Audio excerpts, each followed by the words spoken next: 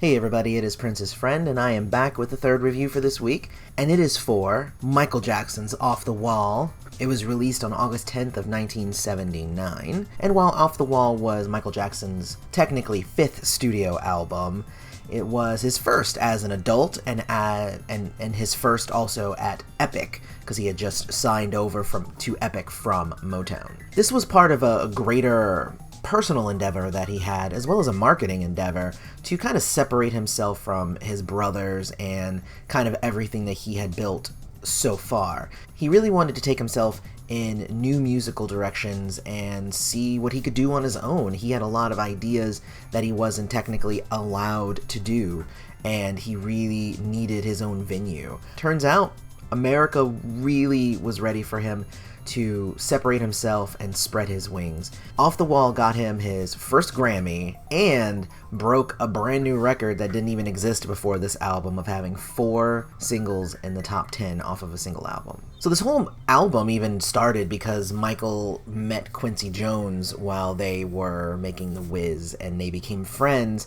and Quincy Jones ends up producing the majority of this album. I think that that's pretty cool, and I think it kind of shows you it is all who you know, and I think fate brings certain people together. So Michael Jackson had been around for almost 2 decades, and everybody knew who he was. He was a household name.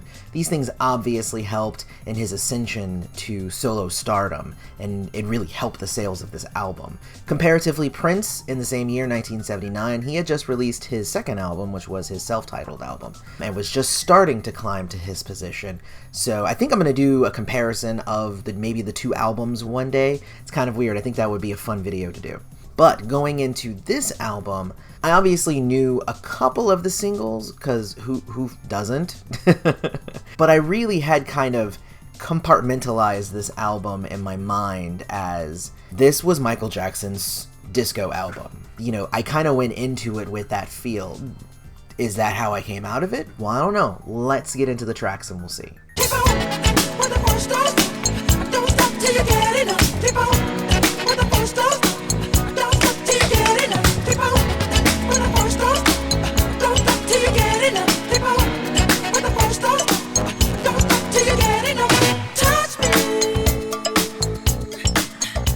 So I really love how Don't Stop Till You Get Enough opens up. It's like a cool bass line, Michael Jackson talking over it, you know, kind of softly, and then it launches into a pretty spectacular disco track, one that's really good for dancing. In Michael Jackson's own words, though, it's a song about never quitting, and it's about achieving your dreams, even though you might think that it's just about dancing, or it might be about sex or anything like that. Michael Jackson always found it funny how the lyrics to this song were misconstrued. He did win his very first Grammy for this song. He took the title of Best R&B Vocal Performance Male, and it was his first #1 and stayed there for 6 weeks, so which is no easy feat. And it's a really good track, so I mean, there's a reason for that.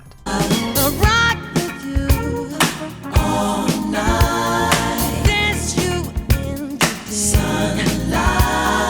Rock with you all night. Gonna rock the night away. Out on the floor. Yet another #1 off this album. This time, Rock With You spent 4 weeks in the position instead of 6.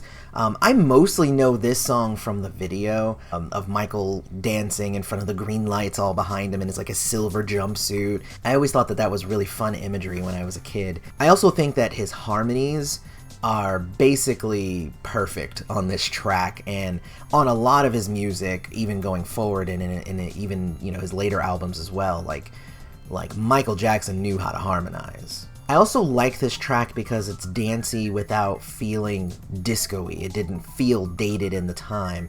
It sounded very contemporary, like Michael Jackson knew that music would soon be headed into a new direction. So this was kind of like his taste of that. Got me working day and night, and I'll be working right up to midnight. Got me working day and night. Got me working day and night. Got me working day and night. Got me working day. So I'm a fan of Working Day and Night. I love the guitar. It's really scratchy, and that, really makes the song for me, honestly. When Michael gets to the chorus and the horns come in, though, it actually feels like the horns may be a little extraneous, like they were expected to be there. I actually normally like horns, but they didn't feel like they were needed on this track. I think lyrically it's already different than the two songs that we've heard. This time it's about a guy who works hard for his woman who doesn't really care and who is probably cheating on him. Despite those few gripes that I have, I think this one is actually one of the stars of the album.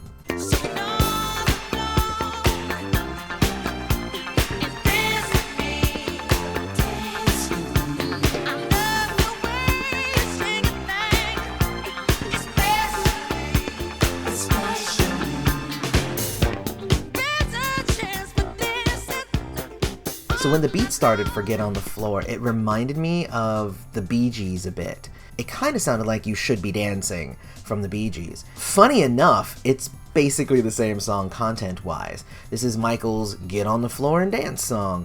And I really like the chorus too, again, with Michael's harmonies really showing how powerful they are. Excellent track for the time. Live it off the wall.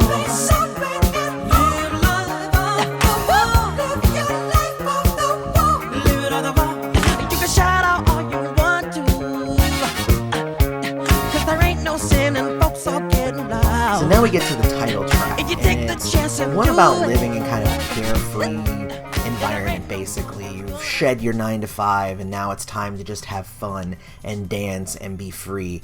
And it was released as a single in 1980, which would mean that it was released around the same time as Uptown from Prince, and the two songs are similar content-wise as well. This song charted in the top 10 in the US. I think it got number 10. And it helped Michael Jackson become the first man to have 4 top 10 singles from the same album. So personally, I think this song is a little too stripped down, so it feels like a little bland to me, but I'm glad that it helped him break records. We're gonna tell them you only be a girlfriend of mine.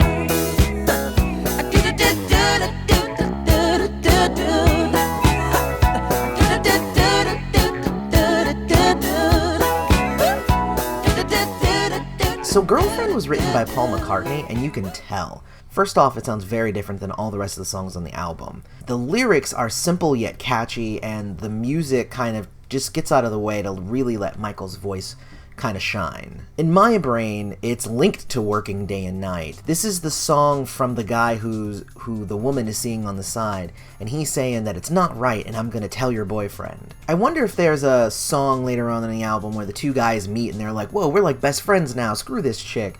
I'm thinking that there's not, but we'll see as we get through the album. But this combination of Michael Jackson and Paul McCartney was where they ended up meeting, and that's kind of important because their relationship played a big role in a lot of Michael Jackson's career going forward. I don't know whether to live or die, and it cuts like a knife.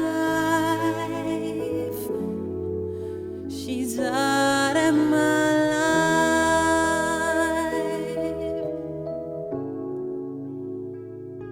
So this is the album's first ballad, which I didn't even realize we hadn't really had one yet. It's dance galore here. But this song is about loss, and it's really pretty. Again, I always look for a story, so this is the guy after finding out that his woman was cheating, and he's lamenting about her leaving him. I really like the lyric, "Now I've learned that love needs expression," cause that's so true, and it's pretty poetic. At the end of the song, the last note actually sounds like he's crying, so thumbs up for the acting as well. This one was one of the 4 top 10 hits, and it hit also number 10.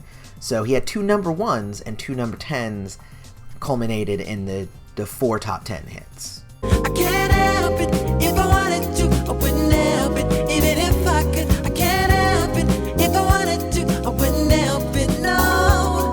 I can't help it if I wanted to. I wouldn't help it even if I could. I can't help it if I wanted to. I wouldn't help it, no. I say this about some songs, so if you've a fan of the channel, then you know what I'm saying here.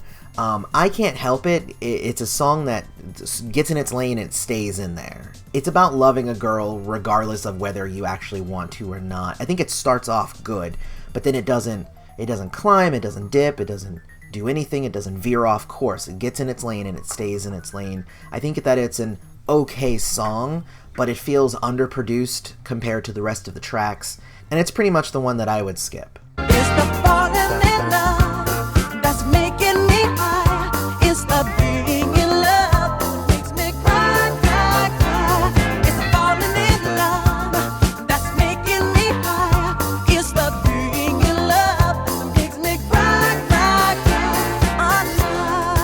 cry. So it's the falling in love. I think it recovers from I Can't Help It. It brings in a guest vocalist as well. It's about liking the feeling of falling in love, but hating the actual being in love, because being in love leads to pain. Again, we get more mentions of cheating, so I think Michael must have seen some things. I think that it's a good song. Musically, it's pretty, and I think Michael Jackson and Patty Austin's voices, they sound good together, but I don't think that it's one of the stronger tracks on the album. Gonna dance, gonna balance this go round. I keep the booty alright. Yeah, awesome. Everybody just get around. Got a hot foot. Better fling across the floor. Join the party. And then we get to the finale, which I think is pretty awesome. I think Michael kept his funkiest track for the last one, and I mean, the bass on here is just amazing. It's one of those songs that it's really hard to not dance to, and I think that it's a great finisher to an album full of a lot of really great dance tracks. So in conclusion, Off the Wall was the Michael Jackson album that I think I was least familiar with from his solo records, mostly because in my mind it was a disco record, so I mostly just skipped it. I started with Thriller and went on from there. But going back to Off the Wall, I think that there are a few really great gems on this album, and even the disco tracks are excellent disco tracks. Even if they don't necessarily fit my taste, I can tell that they are well constructed and they are expertly executed.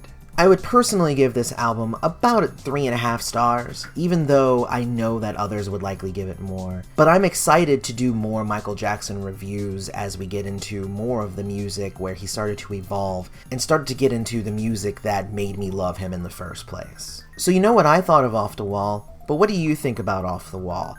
Let me know down in the comments, and let me know which one was your favorite track. While you're at it, don't forget to check out my Facebook and my Twitter, and support the channel on patreon.com/princessfriend. May live to see the dawn.